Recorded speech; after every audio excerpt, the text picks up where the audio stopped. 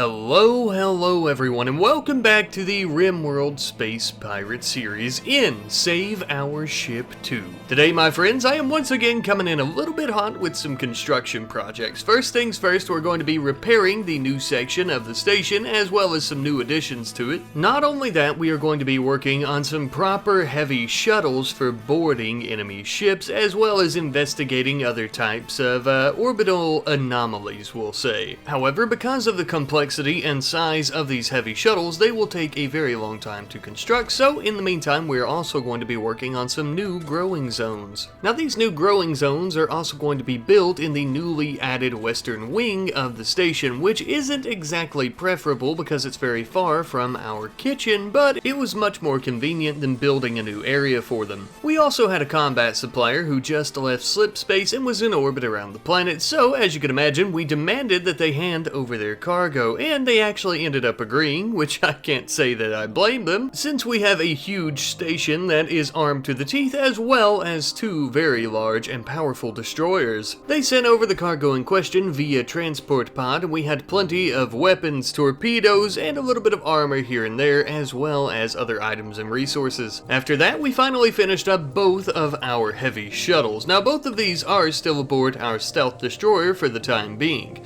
I would waste no time trying to begin upgrading them, as I know that you guys have said these upgrades are basically crucial. And though they're each pretty expensive, I didn't really mind as we had plenty of resources. Our biggest issue was trying to get somebody to haul all the resources to it to upgrade it, so it's going to take a little while, I suppose. Now, one of the most important upgrades that we're doing on the shuttle is an upgrade to the crew capacity, allowing for 4 pawns to be in it at one time. And now that we're going to have a proper vehicle for boarding, I also want a proper boarding party, so we actually had some of our crew go equip some heavier armor as well as heavier weapons. Now I do want to get to the point where we have jump packs on all 4 of them, or any other new members we end up adding to the boarding party, as well as some bionics. That would be nice, but for now we have them with all of these weapons: rockets, shotguns, energy swords, gravity hammers, a little bit of everything here and there. And it wouldn't be very long before we even had their first mission planned out. We had a damaged satellite in orbit, and we wanted to go investigate it to see what was going on. There could be some type of useful components or devices. Once we have finally completed our upgrades on the heavy shuttle, most important of which I would say are the 2 plasma turrets on its wings, we would send our crew members out to the satellite, with them arriving shortly thereafter. There appeared to be no signs of hostile activity when they grouped up in front of it, so they decided to enter. First, we would actually have to repair the satellite core, and once we had completed that, we would actually be able to begin hacking it. And after attempting to do so a couple of times, we were finally successful. Now, after hacking into the core, we actually ended up receiving an orbital power beam targeter as well as a weather controlling device. I didn't exactly feel like those items made this trip worthwhile though, so we decided to begin deconstructing the satellite core as well as the hull of the satellite for any useful resources like plasteel and advanced components. Well, apparently the satellite had been communicating with a mech hive, and because of our little escapades, the mech hive would actually end up trying to attack the Reaper's station, though they would require a brief period of time to begin analyzing our vessels before the battle, giving us ample opportunity to try and set up some proper defenses just outside the ship, which it would seem that we finished up just in time because here come the Mechanoids. As the battle kicked off, I already noticed an issue with our shields on all of our ships as well as the station kind of getting in the way. Another little problem that we were facing is that all these robotic bastards were sparsely scattered all over the place, meaning of course that we would have to constantly hunt them down, and the only issue there is that they maneuver quite quickly throughout the void of space because of their built-in RCS packs. This was a real hunter hunting their prey scenario, but at times I couldn't tell who was the hunter and who was the prey. Eventually though, we finished them off. Some time later, our shuttle had finally arrived back home as well with some of the resources from the satellite, although we didn't really get to deconstruct the entire thing because we would have had to have made multiple trips going back and forth to collect everything, and I just don't feel it was worth it. Especially not when our advanced sensors picked up the wreckage of an old Corvette gunship not too far away.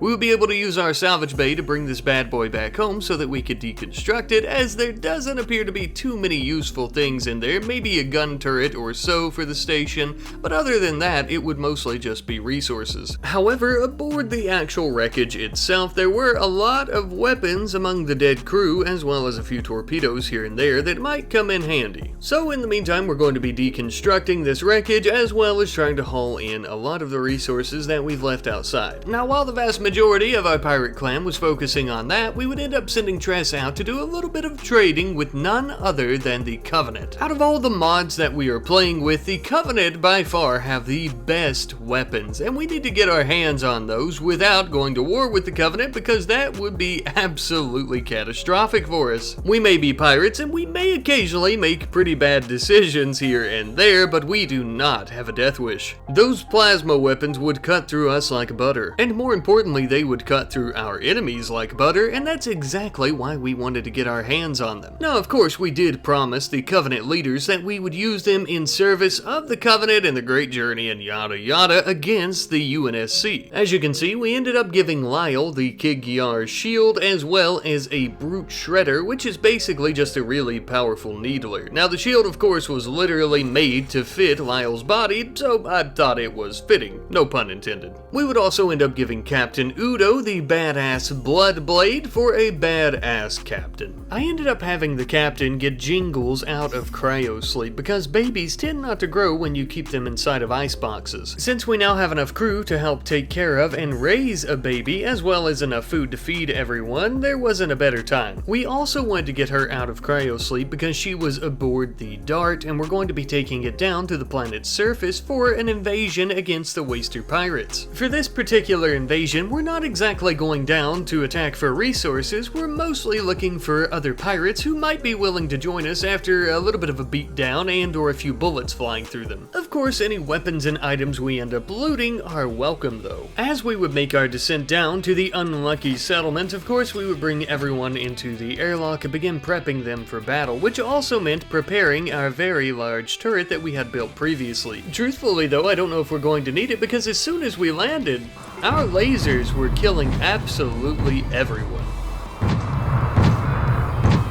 And that was not an exaggeration. I would say around about a quarter, if not more, of their fighting force was decimated by nothing more than our ship's lasers before they even had a chance to get near us. Naturally though, that wouldn't stop them from at least attempting their pitiful little assault against us. But as you can imagine, they were met with some extraordinary fire and fury. And thus, just as soon as the battle had begun, if not sooner, it was over. With the Waster cowards fleeing the area as the snow fell and the Dart continued lasering them down as they ran. We did have a few stragglers on the ground bleeding out, not yet taken by the cold, icy hands of death, and one of which we actually decided to tend to and capture. We would then enter the city looking for any more of our foes that we could try to convert over to our pirate crew. We came upon what appeared to be a mortar squad and started firing rockets at them. Truth be told, they were exactly what we were looking for. So brave, unlike the others, they hadn't even fled the city yet. One of them in particular caught our eye. They appeared to be a Sangheili, most likely a Covenant defector, just what we needed. Because we had no intention on killing him, we would just simply beat him to the ground with our fists before capturing him, completely mitigating the risk of him dying, and just as well, we wouldn't have to use any actual medicine on him because there was no chance of getting an infection in any cracks in the bones or any bruises of the skin. Now that we've collected everyone that we want to try and get to join our crew, we would begin using the ship to laser the remaining residents as well as the buildings in the city before taking off back into our home in the stars. With our mission a complete success for the most part, it feels great to be back home. I won't lie, I would have liked to have captured a few other people, but there was no one that was alive that would have been that great, I'm afraid. Some time later, and our ship sensors would end up picking up a small object in orbit around the planet. We decided that we would use our salvage bay to bring it near the station.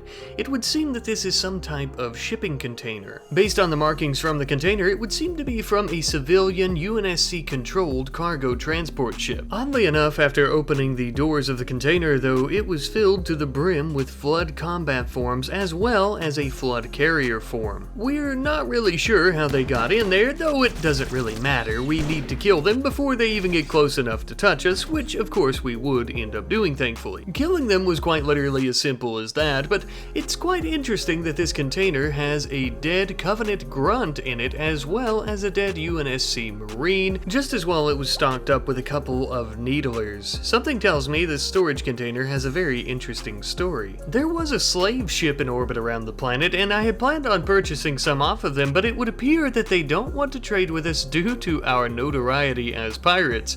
So because of that, we would demand they hand over their cargo. Since they want to play that game, we'll play that game. We took every last damn bit of their cargo, including but not limited to 3 slaves, some medicines, and mostly just blunts and beers. But still, that's cargo that we didn't have before. Oh, and we also have 2 cougars now as well, if you guys want to name those. We would end up arresting all 3 of the slaves to take into the prison quarter here. That way we could try to actually recruit them properly. However, Wolfgang had unwavering loyalty to his home faction, which was a little bit of a problem. Ah, much better. No, wait a minute. There we go. Look, it was either that, we sell him, or we throw his ass out the airlock without a EVA suit on. I think that this was maybe more of the, humane decision. Now, you know we torturous marauders are not ones to waste, so we would actually use that storage container from earlier and graft and weld it onto the station to use as a heat capacity room. But this was ever so rudely interrupted by a ship battle, which I was kind of surprised to see since we had cloaking devices. It would appear that this is a Megalodon class. Sounds scary. I did, however, realize that our cloaking devices had been disabled for a significant amount of time, which is why the ship was able to detect us, and the reason being is because when we had contacted the slave ship, we had to turn our cloaking devices off. The unfortunate but very understandable downside to using them. We had never encountered a Megalodon-class ship before, and though it may not look like it from this view, this ship is absolutely ginormous, most likely the largest that we've ever encountered thus far. But its size is not just for looks, it can pack one hell of a punch with some very large railguns on the front as well as many torpedo bays. Even with our countless amounts of turrets being able to intercept the vast majority of these torpedoes, if we don't end a battle with this behemoth quickly, we very well may lose everything. We would waste absolutely no time sending out our shuttles containing the boarding party as well as the captain himself. Even with the ship's shields, we managed to land right in their shuttle bays, trying to take them by surprise. We would begin hacking the doors, but the crew of the ship would find us. The vast majority of enemies attempted to try and dogpile on our 4 boarding pirates, thankfully, because, well, the captain was all by himself, and I'm not sure how many of them he could have handled with his energy sword. Honestly, though, I'm pretty sure he could have killed the entire crew all by himself, and he just brought the others along so they didn't feel left out. He was slicing through bounty hunters left and right, like warm butter on a hot summer day. He would even come to the aid of his crewmen as they were completely surrounded by bounty hunters. It is important to note, though, however, that many of the Megalodon's crew did not have any EVA helmets or armor on, causing them to die from asphyxiation, which is important because it made it much easier for us to take them down. Not that we were really having any trouble otherwise. After finishing off the remaining bounty hunters in the shuttle bay, we would leave Tress behind to tend to Harmony so he doesn't bleed to death as we would continue pushing forward through the hallways. Occasionally meeting some minimal resistance here and there, but it was nothing that we couldn't handle, of course. Like taking candy from a baby, but in space. We continued pushing on, and as we did so, I would have the captain begin using his energy sword to simply destroy the airlocks instead of trying to breach them or using any type of ranged weapons like rockets because of their destructive power, which surprisingly actually made breaching these areas much faster than normal. Finally though, we had managed to breach the control room where Andre would begin trying to take over the ship. But a ship of this magnitude will no doubt take quite a while, so as Andre was doing that, the captain would tend to his wounds and take point. Speaking of which, as would Paulus, who was severely injured from all the fighting, as well as Harmony, who was being healed by Tress, but he wouldn't die either. But just like that, my friends, we had done it. We had won the ship battle, and we had taken this behemoth as our own. Having a Megalodon-class cruiser as part of our fleet is something I wasn't expecting, but I happily welcome. We had even managed to take 2 of the bounty hunting crew as our prisoners, and we would begin attempting attempting to recruit them. Those with unwavering loyalty would be killed. Interestingly enough, this ship too also had an advanced computer core with an AI within. With a bit of skepticism and caution, we would release a physical form of the AI. It would seem though that he was never truly utilized by the bounty hunters and thus is loyal to whoever controls the ship. Lucky for us. Speaking of the ship, by the way, it was so dang big that I couldn't fit it anywhere on the map as we currently had it placed, and I kept trying to move Zap Zap's dart down towards the corner, that way I could try to rearrange our vessels to maybe make it fit, but unfortunately this strange glitch kept happening where the floor would fall out from under it and I would have to reload. So, I don't know. Technically we don't have to have it dock near the station to actually keep it, but the problem is if we don't, we can't use it during combat when the station is under attack. But then again, with our cloaking devices, that shouldn't really be a problem. Either way though, after doing a few repairs to our shuttles, it was time for the captain and our boarding crew to come back home to Reaper Station, where they would all kick back in the bar and have a few lukewarm beverages to celebrate the occasion, as well as some meals. I've been thinking though, and something that I've mentioned before, now that we have another ship, we technically kind of have a fleet. I mean, we can't even fit all of our ships on the same map, so I would call that a fleet. And because of that, I feel that Udo needs a promotion.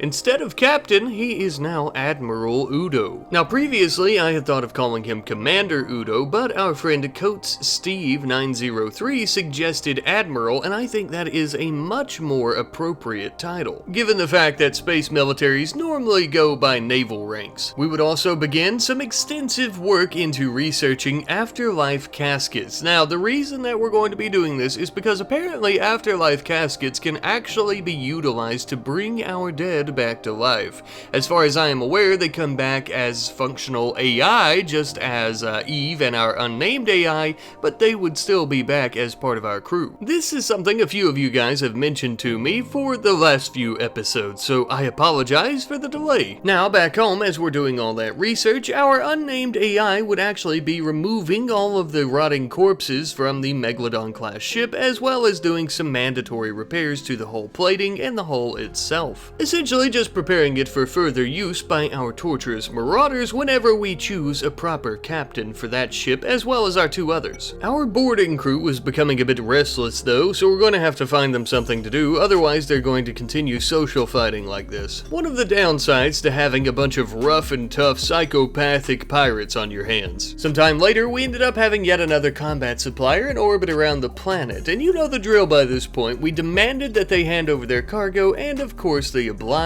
us, and we took every last thing they had.